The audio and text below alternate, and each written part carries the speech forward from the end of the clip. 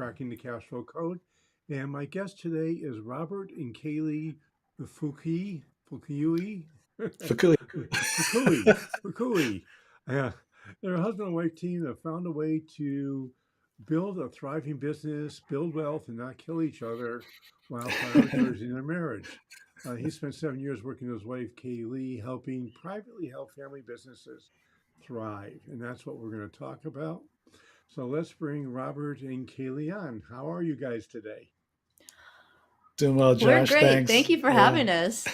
My pleasure. And sorry I massacred your name, but you It's can okay. tell I'm, you know, I'm 55. I've heard it all, especially, going through elementary school, junior high, high school, and college. So don't worry.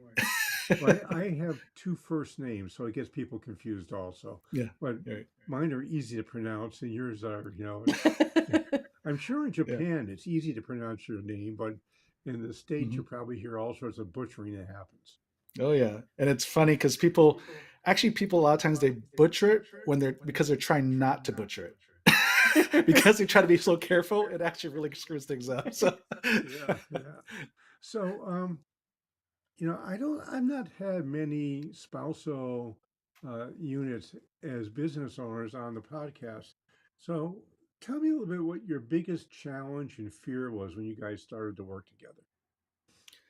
Probably the one that most have is I think this is going to ruin our marriage if we work Okay. together. So I was working in Fortune 500 in marketing and sales, and I was starting this consulting business on the side. And then Kaylee came up to me, not shortly after I started doing this, and she asked, what can I do to help? And I just said, no, I got this. And it wasn't because I didn't think she could help. I just thought, our marriage is pretty good. So let's not mess up something. Right. So I thought, Right. working with your spouse, you're already, married and you're living life, but then working with your spouse, it's like it's going to be a 24/7 thing. And I thought, for sure it would not be good for marriage. And so I declined, politely. But she kept pressing because she comes from a family business background. So she understands the world, and she kept pressing. And finally, I gave her, one task here and there. And next thing we started working together. And what I learned was that because we had such a good foundation of being able to communicate well and resolve conflict, resolve issues, because it's not like, you know, you don't have disagreements whether you work together or not. But when you learn how to resolve issues, because we went to counseling for 2 years before we even got married, and that was the foundation we had to be able to resolve conflict. And because we were able to do that, we were able to work through the disagreements even when we're working together, and how to set proper boundaries and all that. So that was the first reaction was, I don't think this is a good idea. So, So do you guys have separate things you do in the business or you do similar things? yeah, we have definitely, delegation of tasks, and that's a big thing that causes conflict, and we had to learn that ourselves, um, too. Is that obviously you just can't do the same thing, right? You don't have redundancies in any business. You don't have redundancies. You have people that are specific to different types of tasks, and you hire them for their specific skill set based on the task you would need them to do. So Kaylee's a lot of my outreach person, or my go friend make friends person, because I don't think giving her the title sales was not going to sit well with her. No. But she's really good at making friends from, like, we can be always, it can feel like we're lifelong friends with somebody when she just met them. And so I said, you know what? You're really good at making friends. Just go out making friends. And I mean, that's kind of how we land on your podcast, right? It was just go out and make some friends. And she's just great at that. And so she's like our chief salesperson, among other things. So, and then I'm more the developer, developing all the content for our clients and stuff like that, and for our courses and that kind of stuff, and doing the big picture planning stuff. But she's more of the sales and the communication and just the outreach and customer service person. Because we find with our clients, a lot of times you marry somebody opposite than you, and you allow that to be friction. You're like Robert's really detailed and used to bother me, like, oh, you're so detailed. And now I've come to love it. Like if there's something that's super detailed I need to get done, I go and I show it to him. I'm like, can you look at this and help me and tell me how it looks, as opposed to fighting it all the time. Yeah, when you're working with your spouse and you're delegating tasks, don't do what I did in the beginning. Was I gave her something to do that she wasn't good at, which was QuickBooks. And as she kind of gave the introduction, I'm more the detail person. I'm probably more analytical person. I'm more the numbers guy. But I gave her the task in doing QuickBooks because one, I didn't want to do it. And it had to be done, right? And so that's what we found even with our clients. Like we find that the spouse that wants to help in the business or is helping in the business is doing something that they're not really gifted at. And so therefore it doesn't get done very well, and it creates conflict in the Mm-hmm. marriage, and it's not good for the business, right? And so a lot of times when you're working as husband and wife, we end up doing things we're not really good at, but we're just doing things because it fills a seat and it's cheaper than hiring somebody. So don't do what we did, and like what Well, my mistake in the beginning. what you're saying is what I would say is also true for your children. If you Mm-hmm. bring Yeah. your children into your business, don't have them do stuff you just need to be done because you hate it. It has to be Right. something they have some sort of skill set to do. Otherwise, you're going to be in that 7 year old I didn't cut the lawn right issue, and that's a recipe for disaster and your kid leaving the business. Mm-hmm. Exactly. We see that all the time. Mm. And we do too also. So what is the problem that you guys solve for your customers? I ask this to hundreds of businesses, by the way. Yeah. So the typical entrepreneur once starts this business to get greater freedom. A big part of it, right? Money's one thing, but freedom is one thing. Yeah, But they find themselves years later being more enslaved to the business than if they had a W-2 position, right? yeah. And so the problem we solve then is how do we help your business not just grow but scale and position it so you have greater freedom, and so you can spend and prioritize your life at home, with your spouse, your kids, and whatever your important relationships are, and really create greater work-life balance where you're not just all in on the business. That's all you do and think about and do, but you have, yes, you're growing a thriving business, but at the same time you have the freedom you want, so that you can have your priorities, you can maintain your priorities, your relationships. Can I shorten that for you? Sure. Yep. You guys create freedom from your business. Yeah. There you Good. go. Good. This That's is what I one of my said. this is That's one of my good. questions is that a lot of times people ask us what it is we do, and we tell them the stuff we do. We don't tell them the problem we solve. Yeah. And Mm-hmm. nobody really cares how you get there. They just want to know, I have a problem and I want you to help me solve it. I Mhm. also want to have a little conversation about one of the terms you just used because it sort of makes me cringe, which is work life balance. Mhm. And it's not that I'm opposed to work life balance. I just find that a lot of times people who are not in a business will use that as a way to beat up business owners. Mhm. So I've come up with a different term I call work life integration, which I think is Yeah. more appropriate for private business owners. Does that make any sense to you? Yeah, and we use the term balance because that's what people use, and we Yeah. understand what we're trying to get. And also, the next part is how you define balance, Mm-hmm. right? I think where people say it can't be achieved is because it's how you define balance. And a lot of times, people define balance as more on a quantitative level. Is like how much time do you spend in each area of your life? Versus for us, we're talking about quality. It's quality time. So the balance is what's the quality time that you spend in your business and your family and relationships that makes sure that every aspect of your life is thriving. So I mean that's it's kind of how we define it, but it's about quality time, not so much just quantitative time. And it can look different for each couple because Right. we sit down and we come up with a plan and we talk about it. This might be a really crazy month right now with so much going on. So, what are the expectations at the end of this month? Let's go on a 3-day trip or let's go on a date night. So, we plan all that out ahead of time so that we know and we're not caught off guard. Yeah. So however you want to, whatever words you want to use, fine. Like we want to help you achieve that, right? We all want the same. At the end of the day, we all want the same thing. We want to have a fully fulfilled life, and it's not just about in work, right? What size businesses do you normally work with? They're typically under $10 million a year in revenue, and a big chunk of them are under two and a half. And I think a lot of that is because they're in that phase, that kind of awkward phase of their business life cycle, where they're growing, have grown enough, but they've kind of reached a peak. And a lot of that is because the business owner is the block to growth. And when you start thinking about it, I'm sure you know that when it's all falls on the business owner, then it obviously limits growth. And it's also forcing them to take on a bigger load than they need to, right? And starting to delegate tasks and hiring people and all that. So our typical, like a lot big goal, bulk of our clients are doing about $2.5 million a year and under. And how many employees would they have?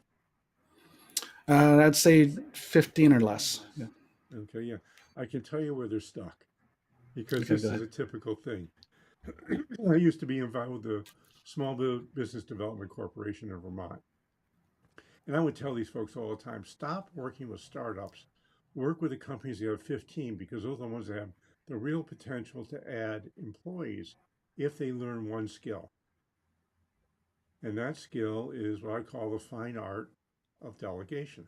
Mm-hmm. The reason businesses stay small is because business owners can't, at least this is my experience and what I have observed over the years. Business owners do a really bad job of accepting mistakes that others have, and they don't trust their people to do the right thing. Yeah. Mm-hmm. Yeah. Yeah, we have Yeah. a hard time letting go of control. Hmm. Yeah. Yeah. Well, We're that's saying the true. same thing. You need to stay in control of the important things in your business. Hmm. And you don't want to have a mistake made that's going to put you out of business. Right. But when you really think about it, how many mistakes can a team member make that would actually endanger the business? Right. You don't put them in that position to do Mm-hmm. that, right? Well, they're not in that position. The truth is, the decisions that they can make are usually, maybe it'll be inconvenient. Maybe it'll cost you a couple of dollars, but it's not going to Right. put you out of business. Mm-hmm. Right. And the challenge that business owners, at least this is what I hear business owners do all the time. A mistake is made. I've delegated something. The mistake is made, and the business owner loses their cool. And they say, "Why did you do such a stupid thing?" Hmm. Instead, what if we asked, "What did you learn?" Mm-hmm. Yeah. Right. If you delegate and somebody makes a mistake, I mean, the way we do a thing we call EIA, which stands for expect, inspect, accept. And then after we get into the accept part, which is the inspect part, it becomes inspect and adapt, which are the changes you need to make to be Hmm. Yeah. successful at the job was delegated. Right. So it's really using that formula that helps these guys do that. Yeah. So I have a question for you because I love this topic, and I'm going to go to my if this is my podcast, I get to do this. Of course. You're in control. Well, and I Well, think too, the other go thing for it. is, sorry, is letting go of control and allowing them to do things differently than maybe how you would do it, as long as you get the same end result. That's especially true with kids. Boy, is that true with kids. Well, I tell the senior generation all the time. Here's a couple things I can promise you. You are not going to like the way your child decides they want to run the business. Yeah. Mm-hmm. That's not the big deal. The big deal is, are they getting the results that you're proud of? Hmm. Right. And if the answer is yes, get over yourself. Right. Mm-hmm. Yeah. Exactly. At least that's my opinion. Yep. Nope. So You hit it, becoming man. more profit focused versus sales focused. Let's talk about this for a second. Why do you guys say that? Because growing up in this, being in a sales environment when I was in pharmaceuticals, you get so top line focused and you don't realize everything that goes into it to get that sale and all the expense that it costs time and money and how it affects the bottom line. A lot of times, the business owners, we're so sales focused, we don't realize what the decisions we make, both in time and money, how it affects the bottom line. And so it's just all about getting sales, regardless of what it takes to get there. And so when doing that, you can keep running. And when your margins are small, you can actually run yourself out of business because you can't keep up with the volume. And so we found where it's like they're on a hamster wheel where they're just sales, sales, sales, but because their margins are small, they don't get anywhere as far as growth. because everything's just going back into just handling the operations as best they can, as opposed to having a healthy bottom line that can get reinvested in the business to increase their capacity, to hire more people, to purchase more equipment or upgrade, software and different resources that'll make them more be able to handle more capacity and to make them a better, more efficient business.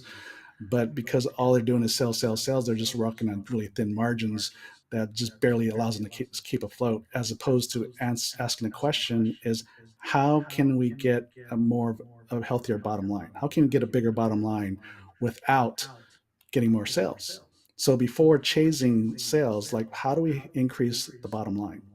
So from increasing prices to being more efficient, which will reduce some of your costs, like labor costs and so forth. And then you just go, just like we'll just go look at their profit and loss statement and just go just line item by line item. And what are areas we can do to either increase, say, pricing in here, or reducing costs, not by just slashing expenses, but increasing the productivity of what you do, be more efficient, be more productive, and then just increase your profit margins. And that's the step that, because it's so tedious work, it's the step that a lot of owners business don't take. So the go-to solution is always, as long as we get more sales, the bottom line will get taken care of. I mean, that's just kind of the go-to the mindset, right? That a lot of businesses have. And when they're not going through the process of really looking at their expenses and their margins and all that, and how everything is affecting the other, that they wonder why, even though their sales are increasing, that sometimes we've seen like the bottom line decreasing. Right, sales are going up, but the bottom line is going down. So how does that happen? Because we really haven't taken the time to really address all the intricacies in the numbers.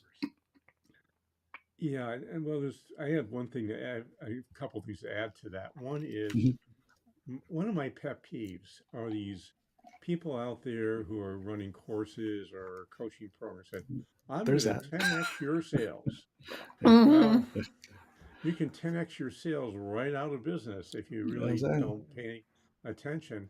And the other thing is 10xing your sales is really hard. Doubling your Mm-hmm. profits is really easy. Mm-hmm. You hit I it. mean, if your average Absolutely. person is doing $2.5 million, they're making probably somewhere between 50 and $200,000 a year. Mm-hmm. If I have somebody with $2 million in sales and $50,000 in profits, I can probably come up with a strategy to double their profits in less than 5 minutes. Mm-hmm. Yeah. If it's 200,000 and I want to double that profit, I probably can come up with strategies for that in 45 minutes. Mm-hmm. Yeah. If I want to 10x your sales, it's going to take me months to figure out how to do that. And Yeah. there's a good Hmm. Exactly. chance I'm going to do it wrong. Yeah. And of course, it's going to take more time, money, and energy, right, to do that, Yeah. which is going to continue to cut into your bottom line. So that's why I say it's like I chasing mean, your tail. the easiest thing in the world, especially in the size business that both of us work with, is that most of these businesses have never tested pricing elasticity. Hmm. They come up Yeah. with a price, they say, I like that price, I feel comfortable charging that price, and nobody ever says no to me. Right. Hmm. To me, Exactly. that's like the worst thing.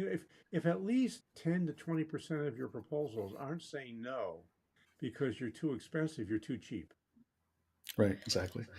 And that's the first place we start, because like I said, we analyze our profit and loss statement. So if you start from the top, income, the first thing we look at is price, because exactly, we've seen the same thing that you do, is that they come up with this price kind of arbitrarily, whether it's kind of a cost plus method, some kind of competitive analysis, or kind of go for penetration pricing, go for the low price to kind of get market share, right?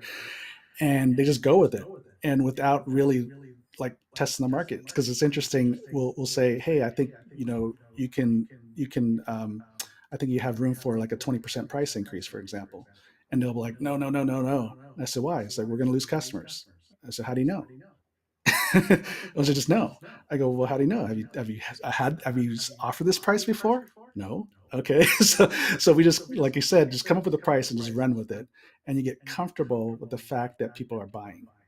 And yes, exactly. I totally agree with you. I mean, if you raise your prices by 20%, you go from 1 million to 1.2 million. You have to lose about 23% of your business to get back to where you were. Hmm. Hmm. Right. It's one of these things where people just, it's one of these most counterintuitive things in the world. Yeah, So exactly. let's talk. We have time for one more topic, and I'm going to just quickly get to this. How do you help business owners wear less hats? Because that is a big deal. They're doing things all the time they're not very good at, and they Yeah, need to Hmm. get rid of exactly. those hats. So how do you help them do that?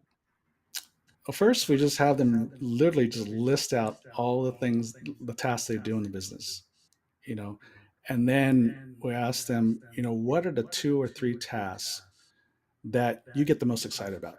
Not only are you good at it or excellent at it, but it kind of gives you life. And then how much percentage of your time are you allocating to that? So usually it's only about 30% of the time they're allocating to those tasks that really drive them and energize them. That's what we call like the on the business activities, right? It's kind of the big high level business activities, whether it's business planning or making finding good partners or something like that. Some of the big things that take a little bit of time and energy, and it doesn't provide an immediate return, but it provides a long-term return, right? So those on the business activities. And so we found that they spend about maybe 30% of the time in that. And so what we do is, okay, those 2 to 3 tasks, we want you to be able to spend about 60 to 70% of your time on that. So which means with the other stuff, how do we get to a point where are there areas that you can either automate, delegate, or eliminate some of those tasks? And even eliminate could be called just minimizing or even just pausing on some of those things. And then from there, we kind of create a game plan of how to wear less hats so they can focus on more of the big picture items that will really grow the business. And like you said, delegation is one of those, right? Hmm. What are those tasks? And so in that in that list too, and you're making that list of tasks you can delegate, I tell them you're basically creating a job description of what you want to hire for, or maybe you've already got a team or employees that you can probably delegate some of those other tasks to. So that's the basic framework which we operate on. Makes sense. So unfortunately, we are out of time, and I'm going to bet some of the people listening today would love to have a conversation with you or learn more about what you do. How would they go about doing that? The easiest is just go to our website, marriedentrepreneur.co, and from there they can contact us. There's actually a scheduling link. They can get a complimentary call with us. And then, of course, there's some resources on there in our book, Tandem, The Married Entrepreneur's Guide for Great Work-Life Balance that they can access as well as our podcast, Thriving in Tandem. Cool. And I've been doing this for almost 9 years now. I think this is episode 460 something. Wow. And I would love, and this is really important for it because this is how people find the podcast.